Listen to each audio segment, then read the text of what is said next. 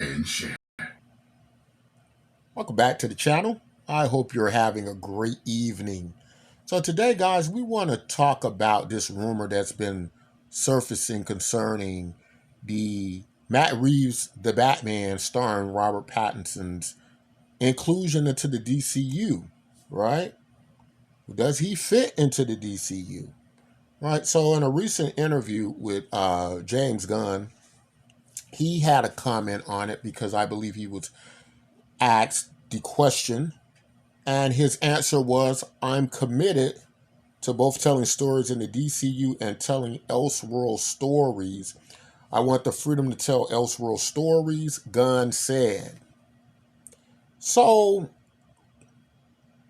um, what? How do we address Robert Pattinson into the DCU with all these host of characters, right? So,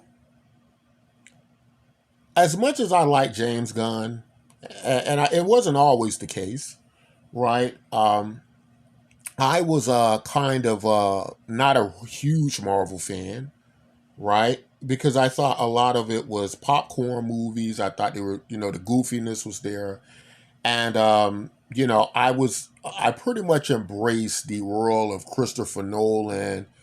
A more realistic superhero interpretation at the time, right? Because like many people, you grow up as kids with the comic books, superhero films, and as you get older, you like a more mature tone, right?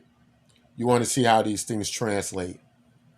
But then you start to understand that not everything translates to those type of films because first of all, you're in a fantastical world. Let me use Thor again as an example. uh, you know there were certain elements of goofiness about Thor films, right? These Norse gods walking around Asgard, right? There were certain goofy elements about it, but there was also a well character developed movie that you could get behind, right? And you just kind of had to accept that you were in this fantastical world, and that's what it was, right? Some things just weren't going to look real, right? And that's how a lot of Marvel films were, right? Just like Guardians of the Galaxy, you get the talking raccoons, you get the. Um, but then I began to understand that when you're going into a fantastical world, there are certain elements that need to exist in them, I believe, for them to work, right? And when you're dealing with a character like Superman, essentially a god that can fly through the air, you then start to, understand why certain things work, certain things don't. And that's why I think I had such a problem with the Snyderverse and what Zack Snyder did with Superman because, uh, as I had mentioned in earlier videos, um, there was this atmosphere of this Superman film translate into what it would be like if, Superman was real and he existed in the real world and how things would work, right? And even if you go back to Christopher Reeve's early version of Superman, right? Um, even though there were elements that put him in the real world, there were a lot of elements that were goofy, in the original Superman movie, right? The characters, the plots, the plans, it was some things in there that were still very comic booky, right? Um, so here's the problem, guys. This is what it comes down to. The Robert Pattinson Batman that Matt Reeves created, he is just ultra realistic. He might be more realistic than Christopher Nolan Batman's, right? He may actually really be more realistic than that. And a character like this, when James Gunn in the article is explaining the DCU and Elseworld, right? He's kind of thinking of these stories that aren't canonical to the DCU. You know what I'm saying? Like, It's part of his production, but they're not part of the canon of the DCU, right? And so these Elseworld stories, right? And I believe he's referring to the Batman when he talks about telling stories like that, right? The problem is Superman, the Green Lantern, Hawkgirl, Ultraman, all these people, they can't fit into a Matt Reeves Batman like what you get with the Penguin, and you get with Falcone, and you get with Catwoman, and you get with these are just next level. To see him come into a comic book world would be so weird. So it's very important to make the distinction, guys, because I feel like if we can't make that distinction, we're going right back into that Man of Steel territory. That was the problem with Man of Steel.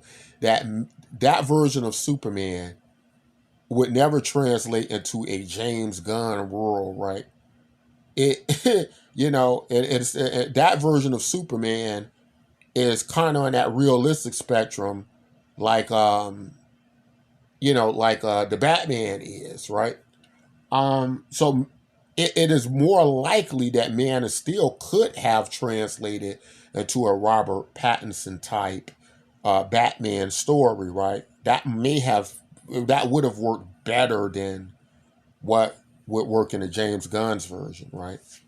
Now, again, the problem being uh, these dark, uh, realistic superhero films, right? Whereas it works great with Batman, it doesn't work with Superman, right?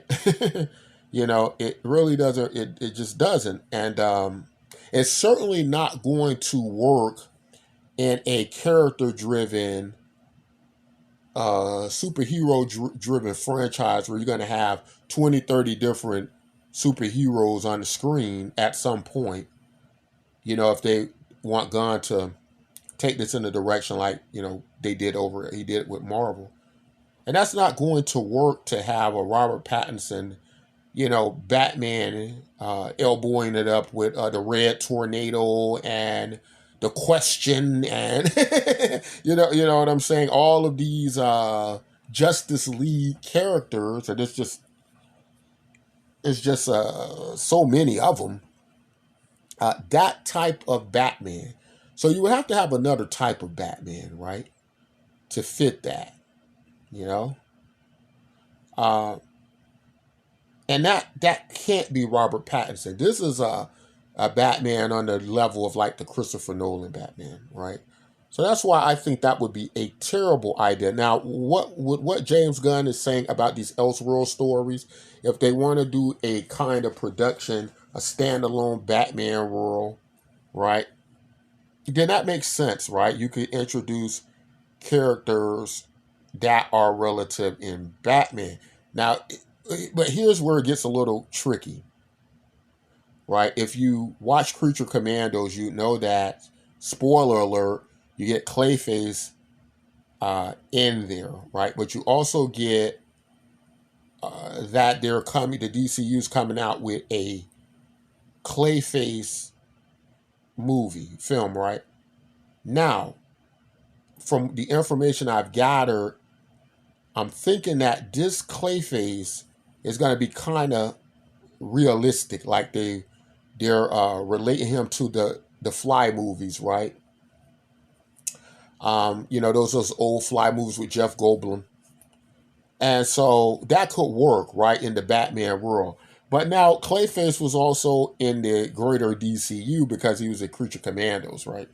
So you could kind of, or it could be a situation like where you get Batman at the end of Creature Commandos, and there's a different version of Batman. There's a more comic book Batman, and maybe Clayface will be a kind of fit in there, or maybe not.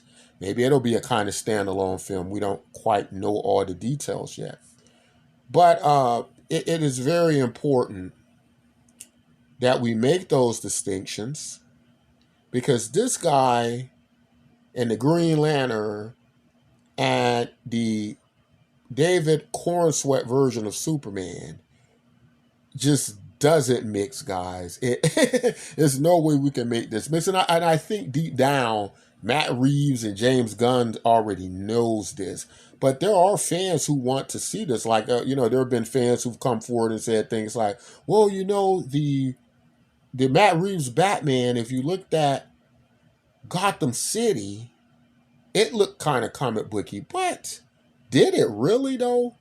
To me, it didn't look comic booky at all. That looked like a grim, Chicago-like, dirty, realistic, more soul-looking city. I don't even remember even the Batmobile. The one thing that you could have, kind of tied the Matt Reeves Batman into, a comic booky type feel is make the Batmobile more fantastical. This is the most realistic muscle car version of a Batmobile we've ever seen, right? So this guy belongs nowhere near this, guys. It's a bad idea, guys. I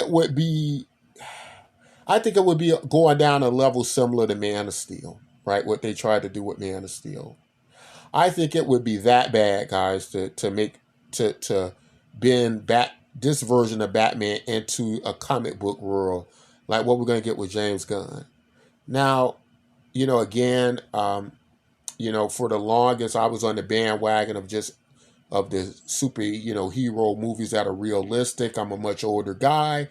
I want to see more mature superhero films, as you get older. But there are just some superhero films that we need to accept that they need to kind of straddle the fence between comic book and, you're right.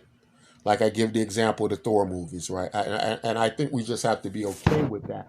I think we may have to accept that if we try to do certain characters any other way, whether it be Superman or Thor or, whoever, we may have to accept that they're never, if we try to do it like a realistic Christopher Nolan, Matt Reeves, the Batman type film, we may have to accept that they're never going to translate to film, to the silver screen, the same way, right? In the best way, to the point it could be an effective, good film, right? We may just have to accept that that's not going to be possible. It's easy to do with Batman because Batman could, in all actuality, be a real guy running around here dressed as a bat, wearing Kevlar and, using gas power grappling hooks, right? That could be a realistic thing. There are some heroes in the superhero world that fit that. The Punisher, right? Maybe even Daredevil to a certain extent, right? But not when you translate to a wondrous superhero galactic world to this degree, right? But anyway, guys, tell me all what you think about that. Would you want to see the Matt Reeves Batman working with Superman? Like, I just wonder, even if that happened, or maybe if you're going to do something like that, it'll be at the end of the Batman, however many movies they want to do with that. Because I would think that once you pair this guy up with Superman, he exists in a world where Superman exists. You